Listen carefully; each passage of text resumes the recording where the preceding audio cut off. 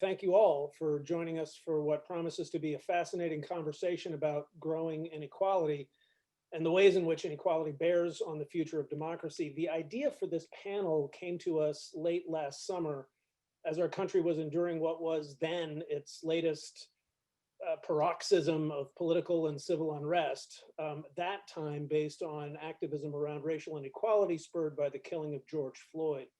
We wondered all of 6 months ago, which seems like a lifetime ago, if the contemporary toxic mix of extreme political polarization, growing economic inequality, and racial misunderstanding might actually lead to irretrievable rifts in American democracy. Wouldn't it be great, we thought, if we could illuminate this current moment by bringing together a broadly interdisciplinary group of scholars to discuss what social science and history had on offer and might be able to teach us. As luck would have it, we were at the same time struggling with how to find an interesting way to publicly recognize in a pandemic year the contributions of the stellar group of 5 scholars who we were making fellows of the American Academy of Political and Social Science in 2020. So we called them up and we asked them if they would be willing to do a public forum on these topics as a part of their induction into membership in our academy. They all quickly agreed, and for that we are certainly in their debt. Eric Foner is an historian at Columbia University who has done more perhaps than any scholar alive to teach us about our own racist past, mostly through his work on Reconstruction and Jim Crow. Helen Milner of Princeton is one of the world's leading scholars of political economy and an internationalist who is helping shape our understanding of trade relations and international affairs. Bruce Western of Columbia is a sociologist who teaches us about poverty and racial and economic inequality through his work on criminal justice reform, particularly the causes and consequences of over-incarceration. Katherine Cramer from the University of Wisconsin-Madison is a leader in the scientific study of American political behavior, and her work is helping to lay a foundation for ongoing efforts to renew and revitalize civic conversation in the United States. And Marie-Louise Small of Harvard is a sociologist, urbanist, and methodologist whose work on networking and social capital and institutions seems to reshape what we know about American civic life with each new book that he publishes. So thanks very much to our panelists for making the time to do this today. And with that, I'll turn things over to David Leonhardt, who I think we'll all agree is the ideal moderator of today's session, given that he's dedicated so much of his own professional career to explaining what we know about the dynamics of modern America to a needy public through his work at the New York Times. David, thanks so much for doing this. Thanks, Tom. That's really nice of you. I appreciate it. And thanks everyone for joining us today. I'm really sorry that we're not together in a ballroom having dinner, celebrating this year's fellows. But this is a really energizing way to replace that, given the realities of pandemic life right now. And as I got up this morning and was looking at my day, I realized, even though I've been in our planning meetings, I realized just how excited I was to hear what the panelists are actually going to say about this. Although this is obviously a very alarming development, the developments of the last week or so only reinforce how important the topic that we have today is, which is can democracy survive inequality? We have seen a whole bunch of problems that inequality raises on a slow boil in this country for a long time: stagnant living standards for large numbers of people, outsized political influence for small numbers of people. And then this week, a week ago yesterday, we saw something that none of us have seen, which is a violent attack on Congress, egged on by the President of the United States. And so I'm really looking forward to hearing the remarks of everyone to think about what role does inequality play in the tensions that we see in American society and other societies right now. And then we'll have a conversation where we look forward to hearing your questions as well. So we will lead things off with Eric Foner, who is a professor of history at Columbia University, whose books I was introduced to when I was in high school and helped open my eyes to the excitement of history with my own wonderful high school history teacher, Barry Weinstock. Eric is the W.E.B. Du Bois Fellow. Eric, over to you.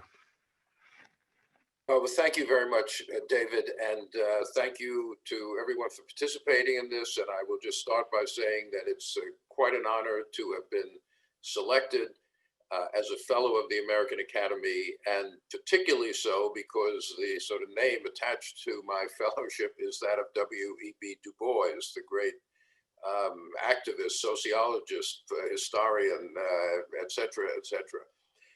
And actually, Du Bois's life is a good thing to mention because it spans a lot of the struggle over equality in the history of this country. Du Bois was born in 1868 in the middle of Reconstruction, the first attempt to actually make this a democracy in the sense that to incorporate African Americans into the right to vote, the right to hold office, et cetera.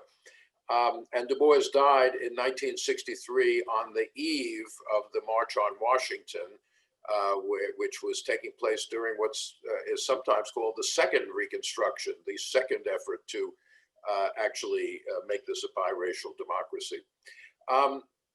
So I'm a historian. I'll be talking for a few minutes here about the past, and I look forward to hearing my colleagues here talk about what's going on right now. I begin with probably the most famous 5 words in any public document in American history. All men are created equal. Thomas Jefferson, of course. Today, it's difficult to appreciate the radicalism of this almost matter-of-fact pronouncement in the Declaration of Independence. The 18th century world was one of inequality, grounded in deeply rooted hierarchies of class, race, gender, and religion. But the Declaration of Independence tied the fate of the new nation to the ideal of equality. And Jefferson's words also provided a standard by which people could judge American society and not infrequently find it wanting. Ever since, a perceived lack of equality has been the catalyst for powerful social movements in the United States and, of course, elsewhere as well. Now, equality may have been or may be self-evident, as Jefferson called it, but its precise meaning is not. I saw a question pop up just a minute ago with a person asking us, well, please define equality. To that I say, how many hours do you have to spend on this? Equality is what philosophers call an essentially contested concept. That is, one by its very nature is subject to disagreement and that possesses multiple meanings. Does it mean equality of opportunity or equality of economic condition? Does it apply primarily to how one is treated in the public sphere, or does it extend into the intimate realm of the family? How can equal legal and political rights frequently coexist with widespread economic inequality? Sometimes equality for some rests on inequality for others. The equality of white men has historically rested on the subordination of non-white non-whites and women. Frequently, the rallying cry of equality is not really a specific program, but to borrow a phrase from the Italian historian Franco Venturi, it's a protest ideal. It's a critique of the existing order rather than a clear blueprint for changing it. Nonetheless, equality is ubiquitous in our history. In the aftermath of the American Revolution, the lexicographer Noah Webster described equality as, quote, the very soul of a republic. A general and tolerable equal distribution of property, he said, is the whole basis of national freedom. And we seem to have moved pretty far away from that general and tolerable equal distribution of property that he spoke about. By the 1830s, when Alexis de Tocqueville and other visitors from Europe came to the United States, they were struck by the pervasive claims to equality throughout American society. Of course, there was this one, maybe not one, but this glaring exception, the barriers that excluded Black Americans, whether slave or free, from the enjoyment of anything resembling equality. On the other hand, we also had the abolitionist movement, for whom equality was the watchword. Black and white abolitionist campaign, not just for the end of slavery, but for genuine equality for the liberated slaves. And during Reconstruction, after the Civil War, we saw the first effort to really bring Black people into the realm of American equality, to create a republic of equals from the ashes of slavery. Without going into any real history here, I'll just say that that effort did not succeed, and that in fact its overthrow was often accompanied by the kind of violent overturns of democratic elections that we saw attempted just last week in Washington. The assault on the Capitol, to a historian of Reconstruction, reminds us of the Colfax massacre in Louisiana in 1873, where an armed white mob killed dozens of African-American members of a militia and took over the government of Grant Parish, Louisiana, or maybe the Wilmington riot of 1898, when a biracial, democratically elected local government was simply ousted in an armed coup d'etat, when, again, white supremacists simply took over the government from those who had been elected. So sadly, what we saw on last Wednesday does not lack for precedence in American history. But during Reconstruction, the laws and the Constitution were rewritten. The word equal was put into the Constitution for the first time. Equal protection of the laws, although again, it's a little hard to quite define exactly what that means. After the overthrow of Reconstruction, there followed in the Gilded Age in the late 19th century, on the one hand, the imposition of the Jim Crow system, which subordinated African Americans in the South to a condition not resembling equality at all. And yet, on the other hand, large-scale movements protesting growing economic inequality in American life as a result of the Second Industrial Revolution. Now, I have gone to the end of my time here. There's much more to be said, but I'm going to jump to the present. One could have gone through the whole 20th century, and simply to say that in the last, let's say, 10 years or so, thanks to Occupy Wall Street, thanks to Bernie Sanders, thanks to Thomas Piketty, and perhaps more generally, thanks to the dysfunctionality of contemporary capitalism, equality, or the widespread lack thereof, again, occupies a prominent place in our political debate. And I think it's fair to simply conclude by saying that the ideal of equality remains as radical as it was in Jefferson's time. But one thing we've learned over the course of American history, equality limited to some is not equality. Thank you, Eric. Let me just follow up with one really quick question, which is, I know there's been some skepticism expressed by some people about whether a multi-ethnic democracy can succeed, which is in a way of saying, do some people find it attractive or threatening to have equality for others? Can you just reflect extremely briefly on that, and particularly the notion of what have been the more successful ways to motivate people to believe in equality for people who are part of groups that are not their own? I think that's a very good question. And, there are so many strands to equality right now.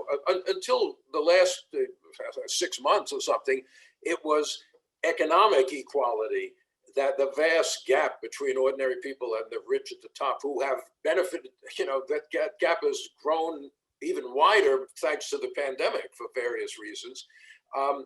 And there, the idea of people trying to combat that was that fighting economic inequality was a way of bringing a multiracial movement of some kind into effect, because people of all races, ethnicities, backgrounds, genders experience the rise of inequality in this country. Today, when the issue of racial equality and inequality, since the Black Lives Matter movement in the last year, and then what's going on with white nationalism running amok at the moment, Today, it's reversed, and that people feel that the way to actually promote belief in a democracy of equals is to simply sort of deal with groups as groups and say, well, each group must be guaranteed confidence that their voice will be heard, rather than one part of the body politic dominating over everybody else. I think the trick is, which has perhaps never quite been fulfilled, but we have to keep trying, is to somehow merge all these things together in an expansive idea of what equality is. But I feel it's above my pay grade to actually be able to explain how that might happen. Fair enough. And I should apologize for mispronouncing Du Bois. Of course, my father was a lifetime French scholar, and I realized we used to make fun of him when we'd be at a hotel and he'd say, "Let's go to the buffet." And I realized I just did that with Du Bois's name when I called him Dubois.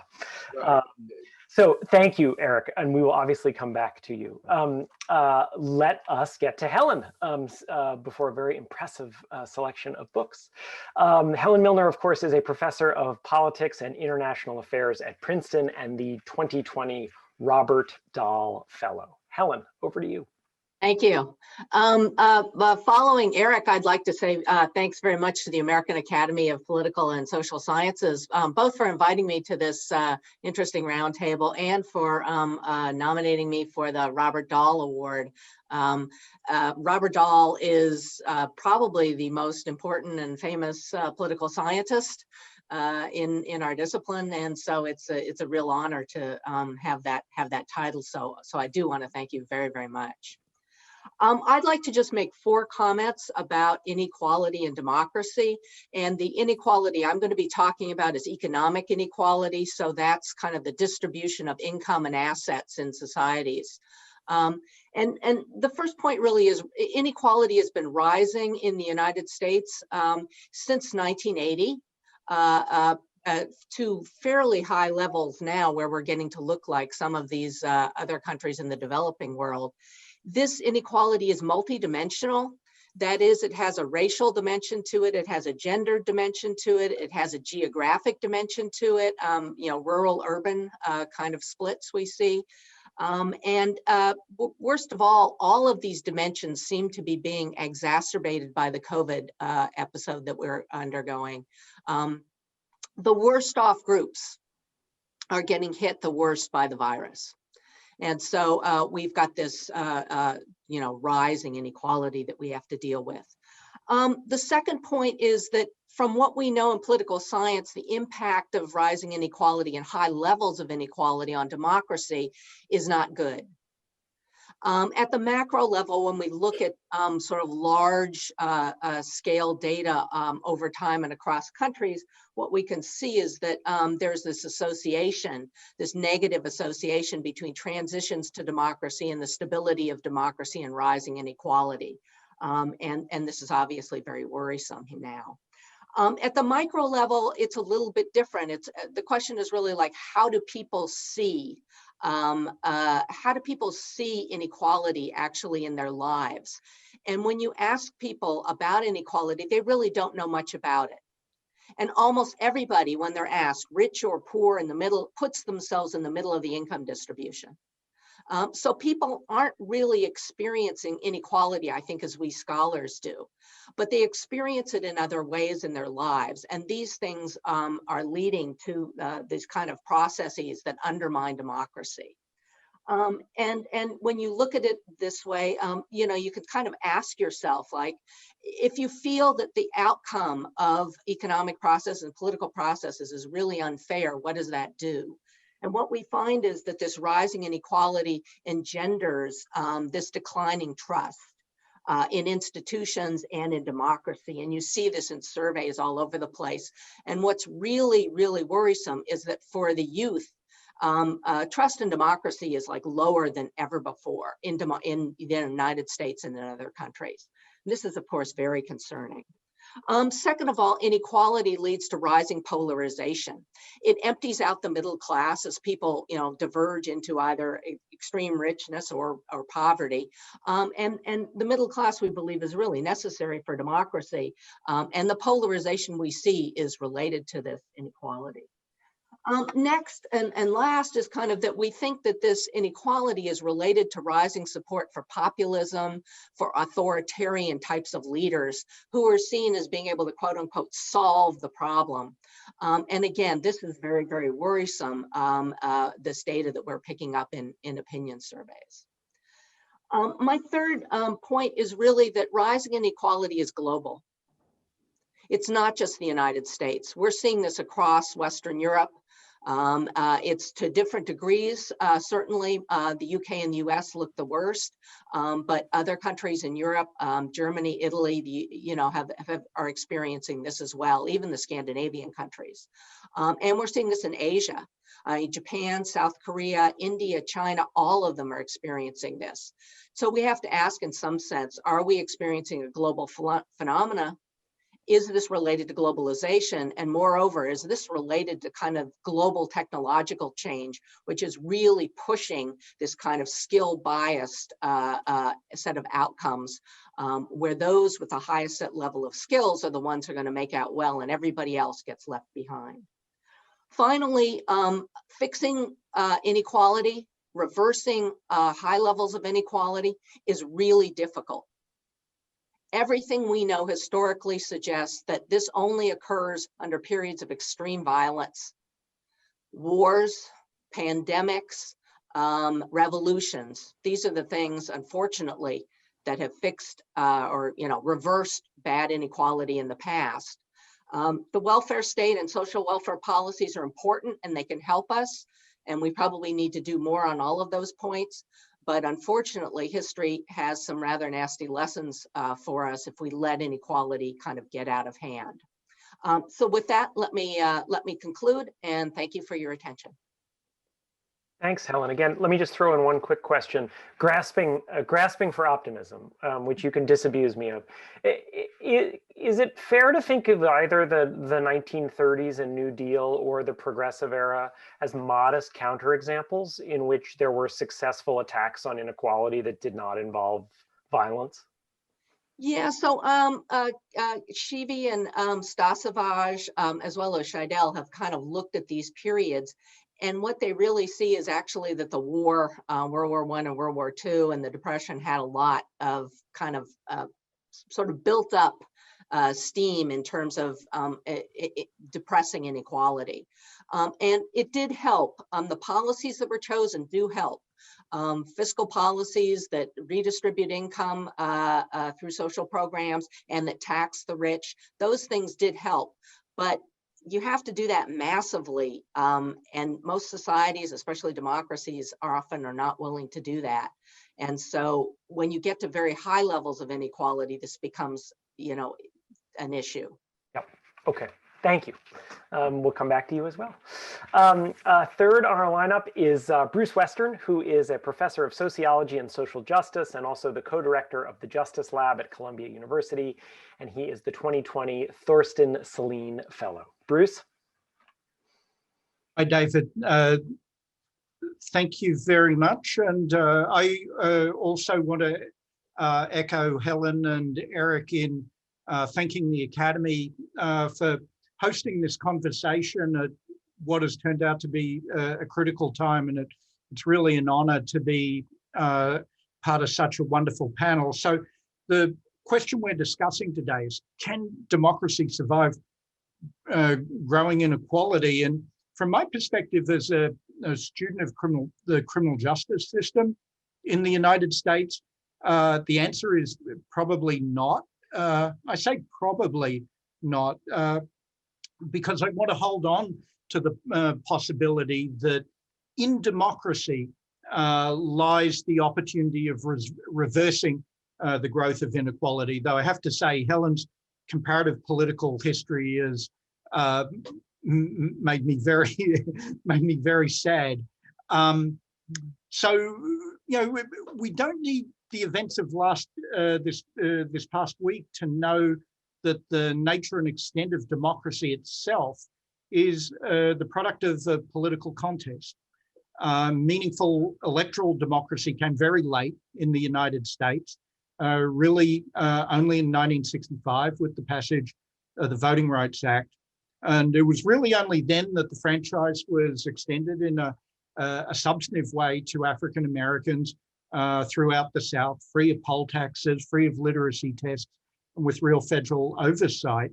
Voting rights, as Eric indicated, were part of a whole package of legislative changes that also outlawed discrimination in housing markets and in labor markets. The civil rights movement was on the move, and the quality, not just of political democracy, but social citizenship, what Karl Polanyi called social citizenship, was expanding in Black communities. But the 60s also saw a new kind of political reaction, which law and order was elevated to the national stage by Republican presidential candidates. Tough on crime political rhetoric gathered momentum through the 1970s. Penal codes got a lot tougher during this period. The imprisonment rate in the United States grew continuously for more than 3 decades from the early 1970s. By 2010, the incarceration rate was 5 times higher than its historic average. The US incarceration rate was the highest in the world. It's the highest in the world now. America accounts for about 5% of the world's population, but we account for nearly 25% of the world's prisoners. And of course, incarceration was not distributed equally across the population. Black Americans are about 5 to 7 times more likely to go to prison than whites.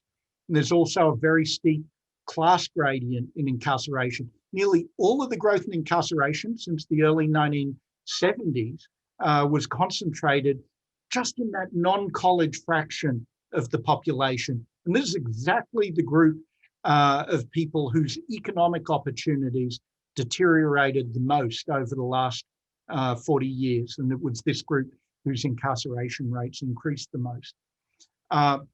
Because of race and class inequality in the criminal justice system, in incarceration, we saw really astonishing rates of imprisonment emerge, particularly among recent birth cohorts of Black men, particularly with very little schooling.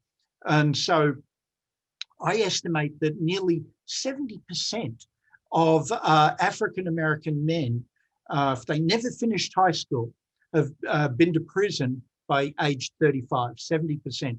A generation earlier, the number was 16%. And this has happened, this incredible growth in incarceration has happened at a time when crime rates are historically low, right? Crime rates are the lowest level since the 1960s right now. And this happened not because of crime, but because of changes in policy. Prison time became the presumptive sentence for a felony offense. The effects of what's come to be called mass incarceration were dramatic. Incarceration has been found to reduce employment and earnings. It breaks up families. It undermines the welfare of kids with incarcerated parents. And of course, incarceration is also marginalizing in political life. In most states, people under a criminal sentence can't vote. Lifetime bans on voting for people with felony convictions are still enforced in 9 states. Removing the voting ban in Florida in the last election was estimated to re-enfranchise over 1 million voters. Voting reforms currently being sought in Georgia for people under a criminal sentence. That's estimated to re-enfranchise, if it goes through, nearly 250,000 potential voters. So what does all this story have to do with inequality and democracy? Well, mass incarceration was the product of a political reaction to tandem efforts to reduce inequality and expand democracy for Black Americans. Mass incarceration deepened inequality and it undermined democracy. reversing mass incarceration, that's ultimately a political challenge. And for the gains we've seen recently, and there have been some changes in drug policy, bail reform, an expansion of voting rights for people with criminal records. For all of these changes, the communities that have been most affected have been in the vanguard of change. So just to conclude for now, political voice from communities of color, more democracy, I think is ultimately the route to reducing the inequalities that flow from mass incarceration. So can democracy survive rising inequality? That's our question. It's very difficult because democracy is a positive political achievement and rising inequality is disempowering for those who want to expand it. But democracy itself, not just at the ballot box, but through activism and mobilization, can reverse the trend to rising inequality. Thank you, Bruce. It reminds me of one of the most striking pieces of academic research that I've written about in the last couple of years by Kofi Charles and Patrick Bayer. And one of the many things that their analysis points out is that the black-white wage gap has shrunk if you just look at people in the labor force, but it hasn't shrunk at all over 60 years once you start including people who are outside the labor force, including obviously millions of people who are incarcerated, which is just a shocking point. Can I just ask you to reflect for a minute on this reform movement we've seen? As you mentioned Florida, we've seen so-called reform prosecutors get elected in a bunch of places. We've seen the current president of the United States, right, sign a piece of criminal justice reform. What's your sense? Have all we done is sort of stopped the momentum toward more mass incarceration, or do you actually see momentum toward less of it? What's your sense of what will determine the state of incarceration, say, a generation from now? Yeah, I think this is the key question in the policy conversation right now. Incarceration rates have declined slightly over the last decade. And this is in part related to things like drug reform. There's a fear, I think, that that's the low-hanging fruit, and the very big challenge is really fundamentally changing our public policy response to people who have been convicted of violence. And that's where the politics is most racialized and the political rhetoric is most heated. And that's a very, very significant policy challenge. But if we can surmount that hurdle, really changing our public policy response to people who have been convicted of violence, the way we think about violence in our community, I think that's the fundamental challenge to reversing mass incarceration. Okay, thank you, Bruce. Up next is Katherine Cramer, who is a professor in the Department of Political Science at the University of Wisconsin, and the author of the just wonderful book, The Politics of Resentment, Rural Consciousness in Wisconsin and the Rise of Scott Walker. Katherine is the 2020 Margaret Mead Fellow. Over to you. Thank you so much. It's such an honor to be a part of this panel, and I'm just so honored by being inducted as the Margaret Mead Fellow. She was obviously a real leader in showing us just what ethnography of ourselves can teach us and how it can improve society. So it's really an honor to be with you all. But this question of, can democracy survive inequality? It couldn't be more timely, right? I do think the answer is yes, but I think we need our leaders to quit teaching us to see each other as the source of the problem. So in my mind, inequality and democracy are incompatible, because democracy at root requires us to govern each other, right? It requires us to make decisions that affect each other's lives.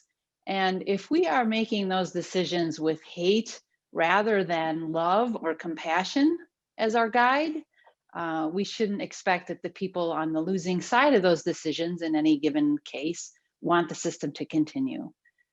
If we keep continuing to decide on the basis of hate, democracy will fail. So in a situation of extreme inequality like ours, and by inequality, I mean primarily economic inequality and racial inequality, in this kind of extreme inequality, there are many people in the population who are feeling that they're not getting what they deserve, right? They're feeling that they're not getting their fair share. And they're right. The economic system is not set up to benefit most people currently. Our governments are responding primarily to the desires of the very most wealthy, and racial discrimination just continues to be a horrific virus affecting all segments of US society, whether we acknowledge it or not. So in a situation in which so many people are feeling that they're not getting their fair share, largely on the basis of reality, it becomes easy for our leaders to encourage us to see each other as the problem, right? As the cause of this injustice. Pardon my doorbell. The problem is that this encouragement, encouraging us to see each other as a problem, is distracting us from the real causes of inequality. Because the causes of inequality are not the flaws of each other, right? In a very simple case, I mean, inequality is not caused by laziness, for example. Inequality is the product of policy, of collective choices about how resources and how power should be distributed and who is deserving of respect. Unfortunately, all too often, I think our leaders are telling us that the cause of us feeling that we're not getting what we deserve, that the cause of that feeling is other people. They encourage us to hate rather than to have the compassion to notice how we share fate and how our struggles are common struggles. So I'll just give you one example in my brief time, and that is from my home state of Wisconsin. So back in 2007, I was doing field work in rural communities across the state and noticed a similar tune in many places. Many people were telling me in various ways that they were feeling they weren't getting their fair share. They weren't getting their fair share of resources. They weren't getting their fair share of power or attention, and they weren't getting their fair share of respect. They also were perceiving that all of those things, the resources, the power, the respect, was going primarily to cities and people living in cities, not to their communities or to people like them. Scott Walker, a Republican, ran for governor in 2010. And he heard those feelings, he noticed those feelings, and he capitalized on them. He said, "You are right to be so upset. You're right to feel like you're not getting your fair share. You do deserve more, and there is an imbalance." He could have said, "We need a major overhaul of policy so that broadband gets supplied to all of our rural places in an affordable manner." Or he could have said, "We need to overhaul our food systems policy so that it more equitably links our farm communities with the major cities in the state." Or better yet, he could have said, "Let's figure out how racism gets in the way of us noticing how the fates of our rural places and our cities are actually linked." He could have said those things, but instead he said, "You're right to be so upset. There is an imbalance. And you know what? It's the fault of public employees." He said they earn way too much compared to you all, and their pensions and their healthcare benefits are just too generous. And the rest of you, you workers in the private sector, you are the ones paying for these things. The problem is public employees are greedy and lazy. There's so much attention right now on the hate and vindictiveness of our President Donald Trump. But he is not the first to encourage us to focus what is wrong with each other rather than what are the bigger choices that are perpetuating inequality. So I think for democracy to survive, our elected officials need to step it up and quit encouraging us to hate. But I also don't want to lay the blame entirely on our politicians. Those of us here today calling into this Zoom, we each are leaders in our own realms, in our own social circles, or in our social media followings, for example. Where do we ask each other to focus? On what is wrong with those people? Or, for example, why do those people vote against their interests? Or are we asking each other to focus on what is wrong with our system? I think the survival of US democracy is going to require each of us in our own realms to turn away from hate. So thank you. Thank you. I'm interested in this question of whether effective political messaging on this subject requires a villain, right? Scott Walker, you just focused on his villain, right? Donald Trump has multiple villains. I think that politicians on the other side of the political spectrum, the left side, sometimes today are less comfortable with the idea of villains, but historically have been quite comfortable with it. I mean, FDR famously said, "I welcome their hatred," right?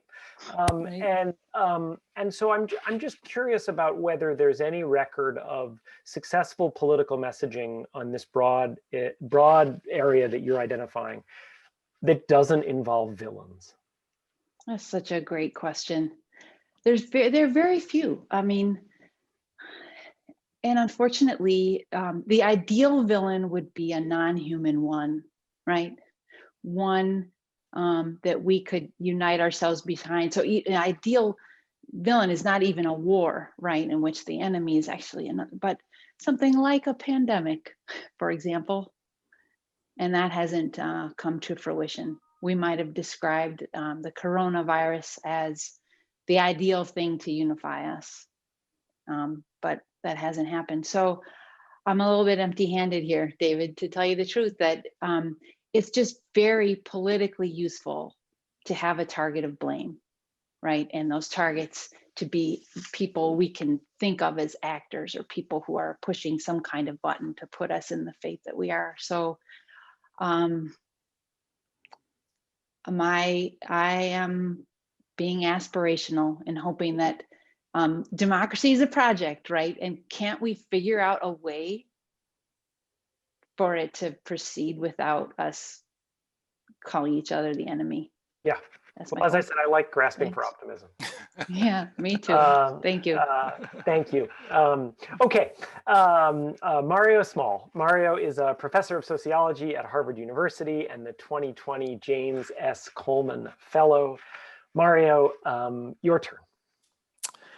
Excellent, thank you. I will be sharing my screen, and I'd love for somebody to confirm whether that worked. Yes. Excellent. So first, I thank the American Academy for its honor of electing me the 2020 James S. Coleman Fellow. Turns out that Coleman's work on social capital and networks has been central to pretty much every book I have written. And it has been, as has been his interest in methods. In fact, right now I'm writing a book on how to improve our ability to interpret qualitative social science data. And this topic is actually going to be the focus of my remarks. So as recent events have made all too painfully clear, one of the most important threats to our democracy today, I would argue, is misinformation.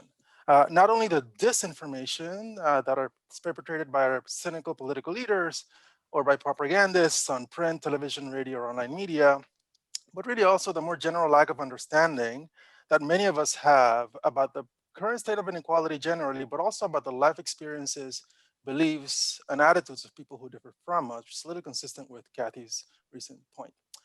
Misinformation remains a threat, I argue, because much of the public has difficulty distinguishing good from bad evidence in journalism.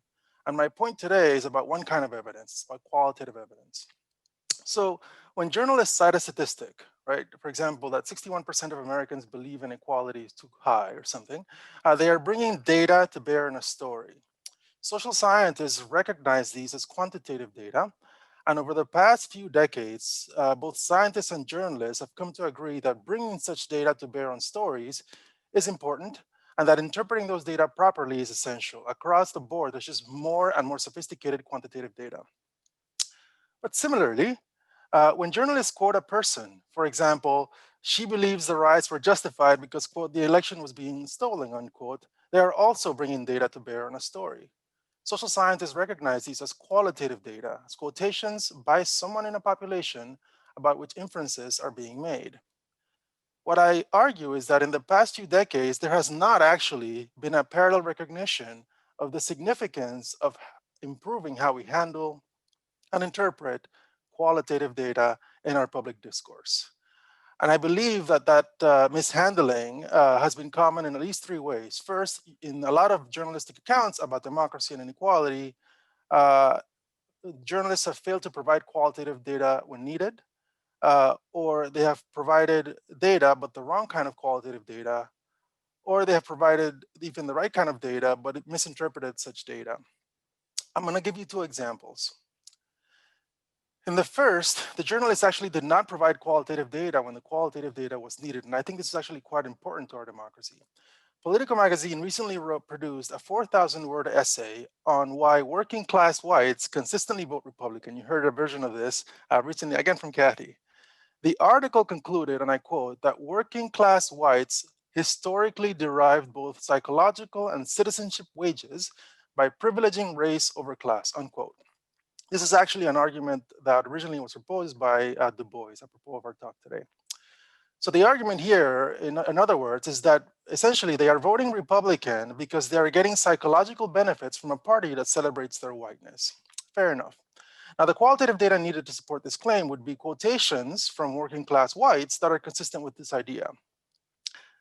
In contrast, it turns out this 4,000-word piece does not offer a single quotation from any working class white person about what motivated his or her vote.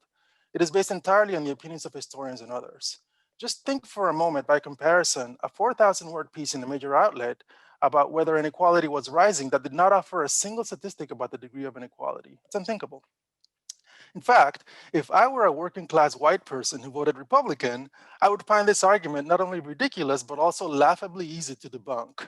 The article essentially had no evidence. I would also find it easy to agree that patronizing elites, quote unquote, did not understand my perspective because I didn't bother to elicit it. The second and last example illustrates the problem of providing the wrong kind of data.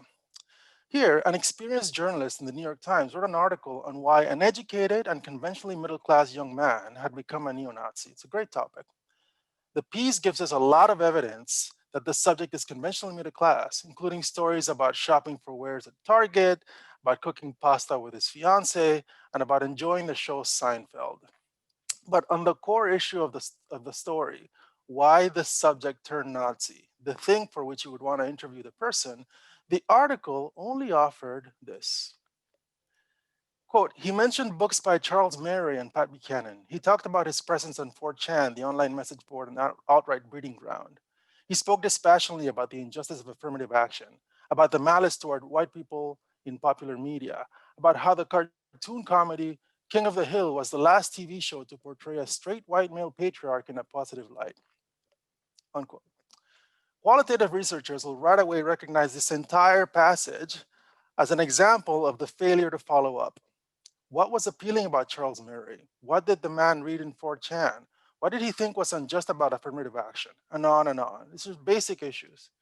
We can all, of course, imagine pretty good answers to all of these questions, but that's the problem. Our imagination is not data.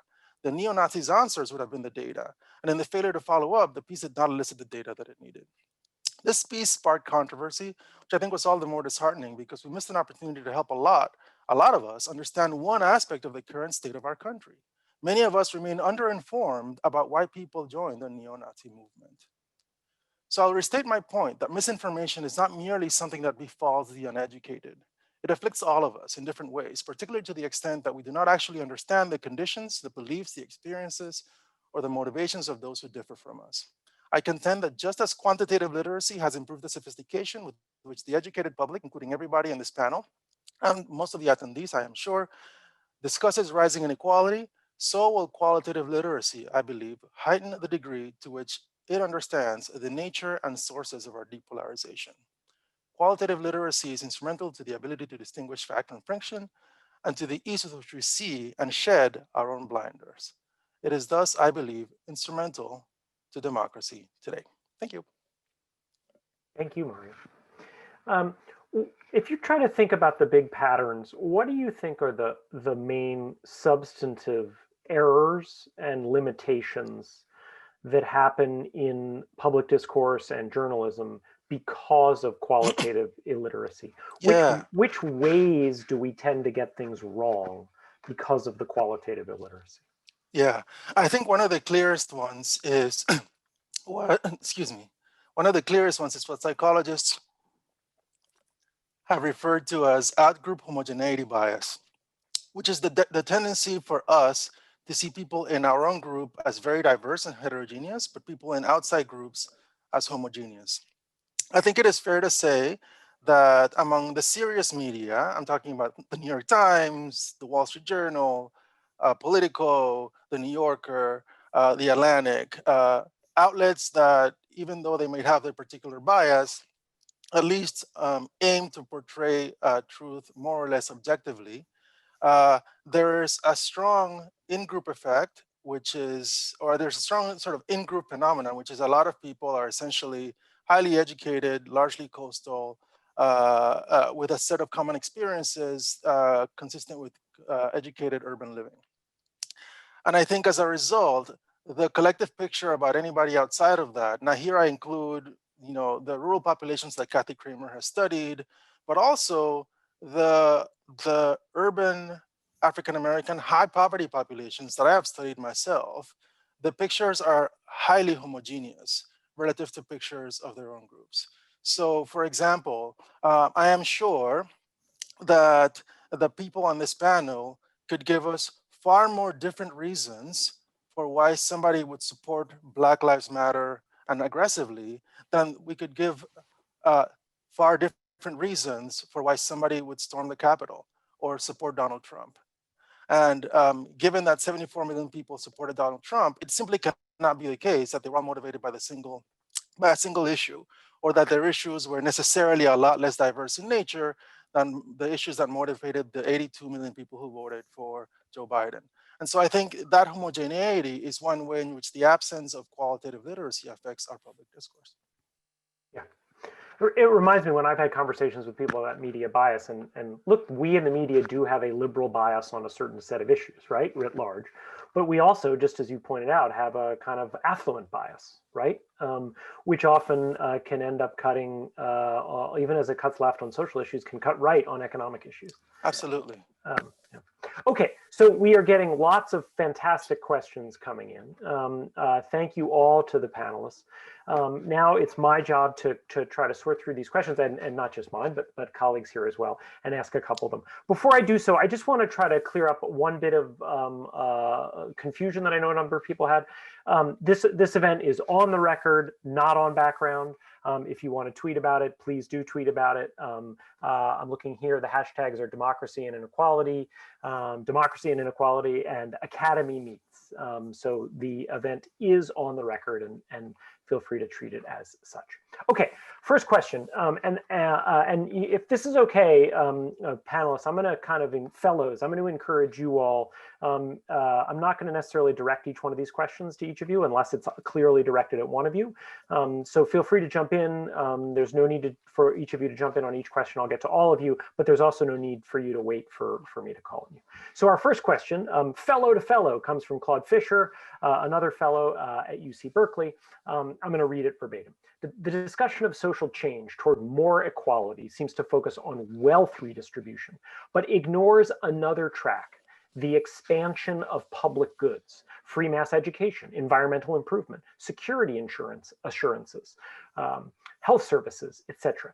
Could such equalizing moves like that gain much political support and more political support than explicit wealth redistribution?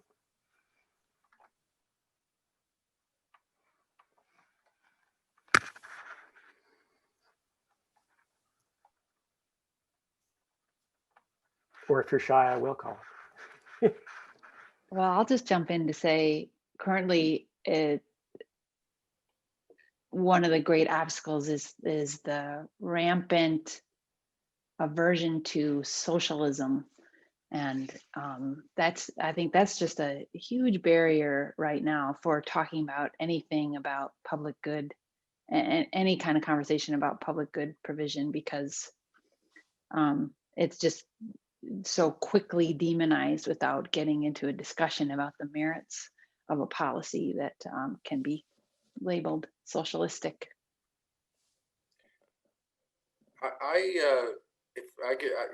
I'm not so sure I entirely agree. I mean, I think one of the strange things about our current situation, which has many strange features, is that on the one hand, seems to be tremendous polarization. On the other hand, public opinion polls, which may or may not be accurate or understandable in terms of quantitative literacy, but public opinion polls show considerable agreement among the populace on what are generally considered, if not socialistic, then progressive measures, like the government guaranteeing a job to everybody who wants one. 70% of the people say that yes, it should, something along those lines. But if you introduced a bill in Congress to state that, you probably wouldn't get very far, as Kathy, I think, is suggesting. There is a broader consensus on this question of helping people achieve greater equality than one might think from the political debate. How one translates that into policy is not necessarily an easy question. Yeah, I would think that actually providing public goods and more public goods would be really important as part of an effort to deal with this. I think part of the sense that Kathy brought up and I sort of brought up, that people don't feel the process is fair and they don't feel they're getting their fair share and they don't feel the results are fair.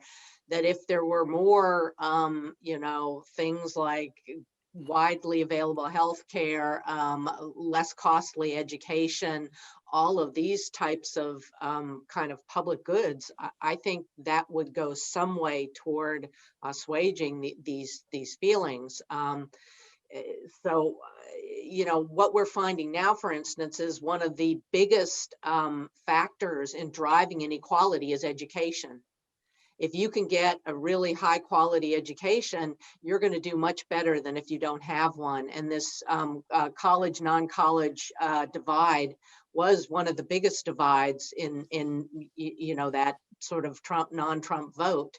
And again, student debt issues are a big one. If you could somehow alleviate some of those problems, I think people might feel that the process is more fair and more equal and things like that. So I think it could go a long way toward it. But again, there's been a lot of talk about putting tax dollars toward infrastructure. But when you lower taxes, the only way to do that, right, is to massively swell up public debt. And, we've been boxed in some sense politically on both sides of that question. Bruce, did you want to get in? Yeah, I was just going to add, and I agree with everything the panel has said, that one of the great vulnerabilities of the social policy conversation is it's very, very morally freighted, and the deservingness of people who would be recipients of social policy, that always becomes a focal point for political debate. And it's a short step there from the racialization of social policy debate. And so I think one of the big challenges, right, is we're operating in a climate for centuries, I suppose, in which the full citizenship of the segment of the population has never been fully acknowledged by white society in America, and that creates enormous political challenges in the political conversation about social policy and redistribution. One of the things that the question makes me think a little bit about is the idea of the submerged state from Suzanne Mettler at Cornell, which is related to this notion that over the last generation or so, particularly the Democratic Party, a lot of the public goods that it has provided have been hidden, right? It's like it's very hard to see the earned income tax credit, which doesn't necessarily build a lot of support for public goods if they're just kind of snuck in. Let me read another question. Here we come. And it again comes from a fellow, Howard Gardner. Do the panelists share the Putney-Romney optimism in another upswing, which is a reference to the book? Or is this simple wishful thinking? And without an upswing, what's the hope for democratic institutions and processes? I assume many people are familiar with the book, The Upswing, but if you're not, the subhead does a pretty good job of summarizing it.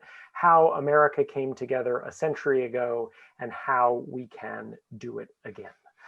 Mario, I'll start with you on that one. No, you want to duck it. Yeah, no, you can start with me and I can give you my answer. The answer is no, I do not share the optimism. You're not ducking, your answer. I am not, yeah, correct. I am not ducking. I do not share the optimism, at least not yet. Look, some things, there are some reasons to be optimistic. Regardless of your political beliefs, it's clear that, well, we hope that by the end of 2021, there will be a lot less turmoil than there was at the start of 2021. Some of the standard norms under which the presidency has been run, I think probably will return to normal. And so that's a reason to be optimistic. But the underlying issues, both the extreme inequality, the high poverty and unemployment among some of the parts of the country that Kathy has written about, the extent to which our political discourse and therefore how we interpret our current state and our current conditions is highly polarized. I don't see any reason for change in that. And given the power that that discourse has in how we vote, who we bring to power and what policies are plausible, I just don't see a lot of reason right now to be optimistic. 20 years hence, that's a different story. But in the short term, it's hard for me to be extremely optimistic about a radical change in the issues that we've talked about today. Sorry. Anyone else want to pile on the pessimism or rebut it with optimism? I'll pile on the pessimism. Yeah, Helen, you go first. I mean, I guess I would just look back historically and say, yes, the late 19th century, early 20th in America were periods of, again, very high inequality and massive monopolies. And there were political movements that tried to address this. And in fact, there was populism in the United States that tried to address this. Eric would know these histories better than I do. But and you can say a lot of the policies that were tried in the early 20th century and FDR's policies had an effect, and certainly they did, but we can't forget World War I, we can't forget the Great Depression, and we can't forget World War II and the massive impact they had on American society as well. And this, again, this question of what would have, if you took all those events out, even if you had the policy changes, would you have really had the reversals that you saw in that earlier period?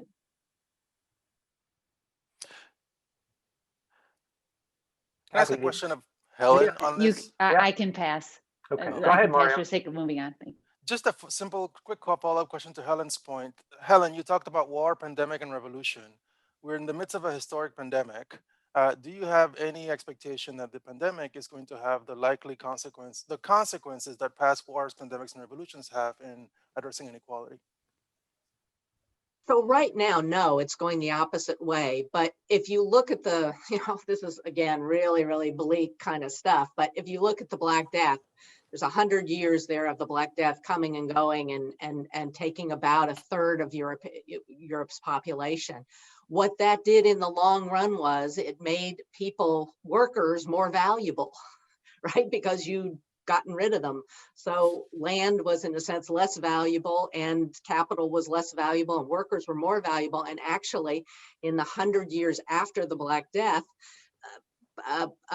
workers, the mass of the population did a lot better, and you got rid of things like serfdom, and you got much higher wages, and you got people on the land and things like that. So in this huge span of history, this is what that pandemic seemed to do. But we're talking 200 years. We're not talking the next 2 years. Okay, I've got a nice pointed question for you, Mario, from Shira Markov. How do we square the idea of needing qualitative data in news stories with the fact that we can overgeneralize too much from the opinions of a few people? Right? One of the sins of journalism for a long time, right, is if you find 3 people on the street telling you something, it's somehow a trend. So how do you square our innumeracy with our illiteracy? Yeah, so I think there's two ways. So number one, you turn to quantitative data when you need them. So if I'm writing a story and I find three sources who quote, I quote on an issue, whether they feel resentful about the current state of Wisconsin politics, then I turn to poll data to see whether it's consistent with those data. I think so. One answer is not ask qualitative data to do what they can't do. A second, if you happen to be in those spaces where there are no polls or no large-scale quantitative data, which is a lot of the spaces where the most interesting and innovative journalism is going to be, then what you do is you report the heterogeneity you will almost certainly see in the field. A journalist who looked hard enough would have a hard time finding 3 people or 5 people who all said exactly the same thing uh, uh, about whatever issue they're covering. I mean, I've never found any field worker been in the field long enough and not uncover heterogeneity of some kind. And so reporting that heterogeneity rather than relying on a simple story with little diversity that might be misread as representative is another way of getting out of it. Before I ask the next question, I just wanted to invite, do any of the rest of you kind of want to reflect a little bit on that critique from Mario, or add anything? I don't want to rob you of the opportunity to do that.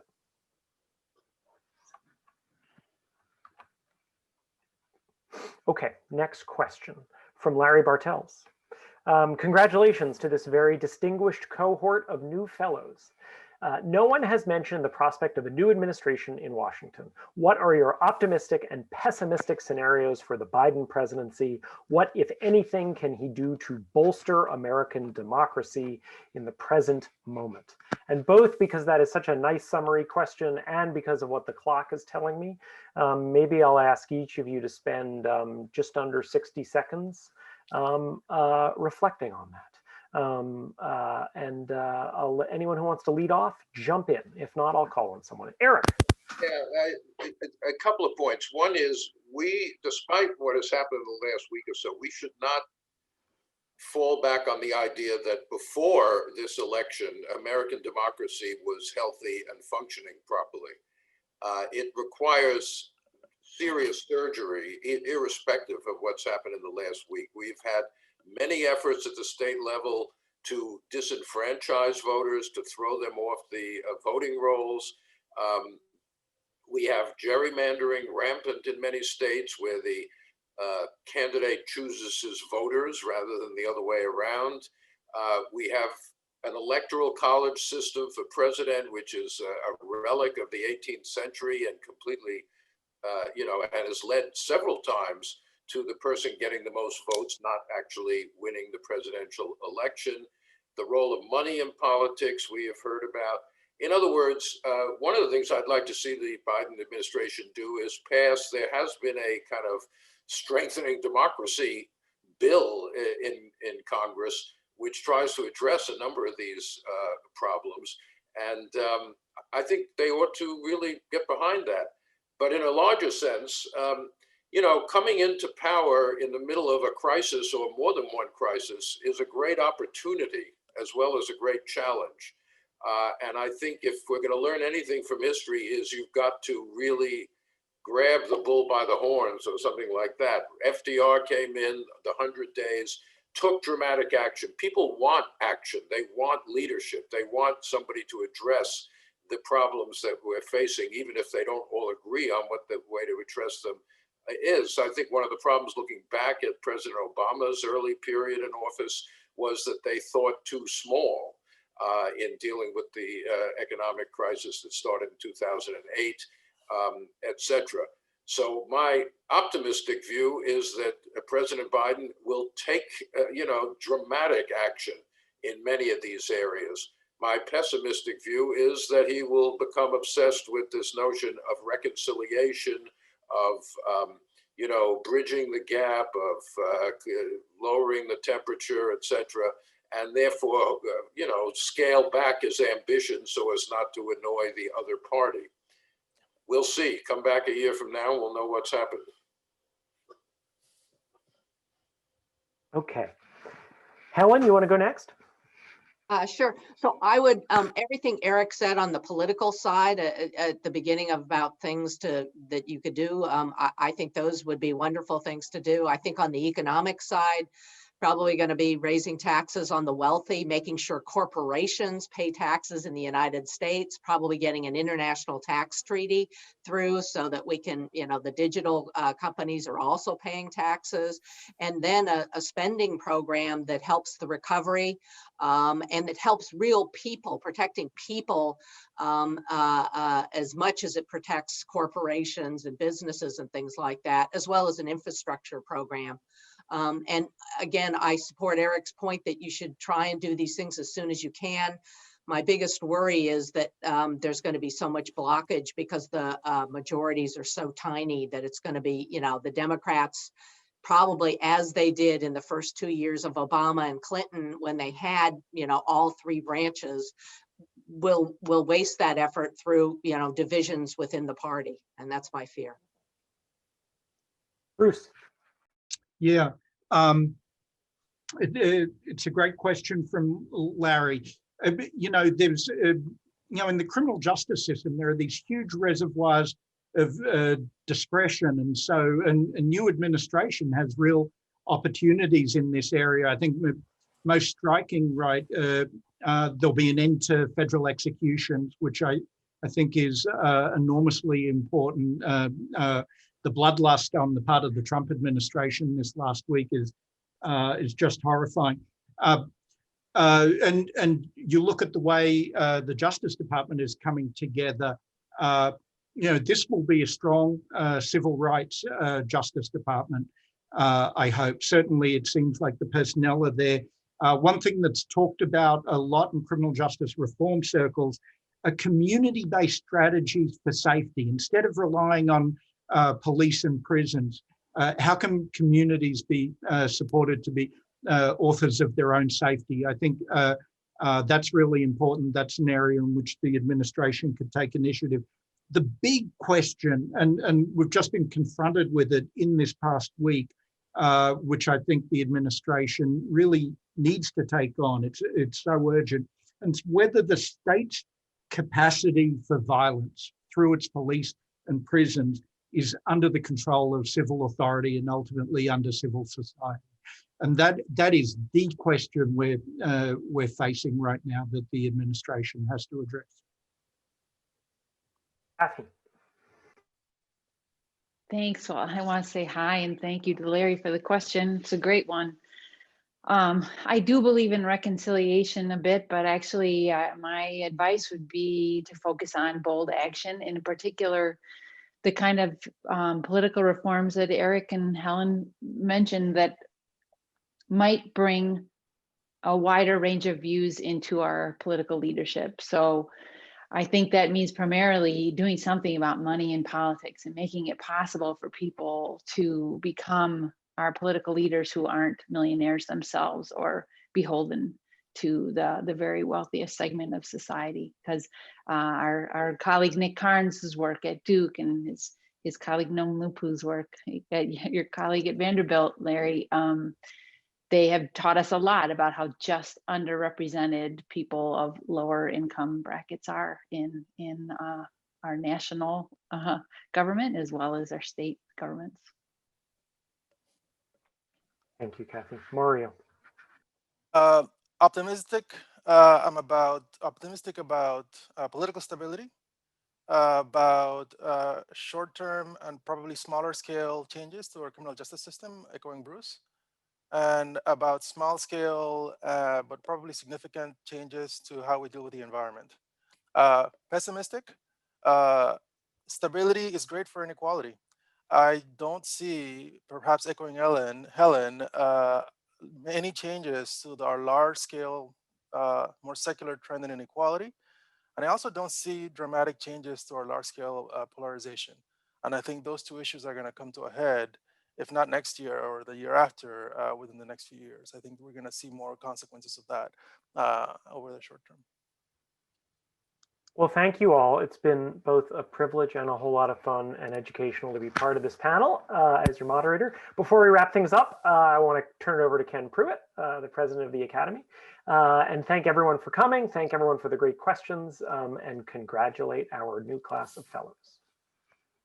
Needless to say, I want to thank David, who is a trustee of the Academy. It's not an accident that he is a trustee, because he's certainly as much a social scientist as he is a journalist, and we see that every day. So thanks, David. I want to make a point about what I just heard, not substantive, but at a high level of abstraction. Each year we select 5 fellows, as many on the watching know, because all of them, a large number of them are questionnaires. That's from a list of about 50. And we work very hard at some kind of diversity across the 5 that are chosen. Everybody's got to be above threshold. All of these people are above threshold. The last 5 were, the next 5 will be also, and so forth. If you're not good, you're not going to be elected fellow. I mean, really, really, really good. And all of these 5 are. And we pay attention to diversity, disciplinary diversity, geographic diversity, obviously racial, gender, and so forth. That we pay attention to that. We do not pay attention to what is the core of their own research. And then when we have our big gala dinner, people come and they talk about their own research, one-on-one. Because of the COVID, we know why we're here today, as against that particular format, and had to create a new format. And what really is fascinating to me is the quality of this conversation, even though all of you were drawing on your own work. But after all, if we had had some other label, not democracy and equality, you still would have drawn on your own work and had something to say to each other. You can't go wrong when you put 5 really smart people in the room, and especially if you got a good moderator. So I just want to say that one of the interesting things is what this tells us, the Academy, about how to take advantage of the fact that every year we're going to have 5 very smart people again, and maybe we have to revisit a little bit about how we have handled it in the past and take more advantage of the capacity of this particular group to give us enormous new insights into how to think about the current situation, democracy, equality, racism, and so forth. So I will, we will be back as trustees as we sort of examine exactly what took place, and you will be our instructors, I think, for how we go forward. Thanks very much.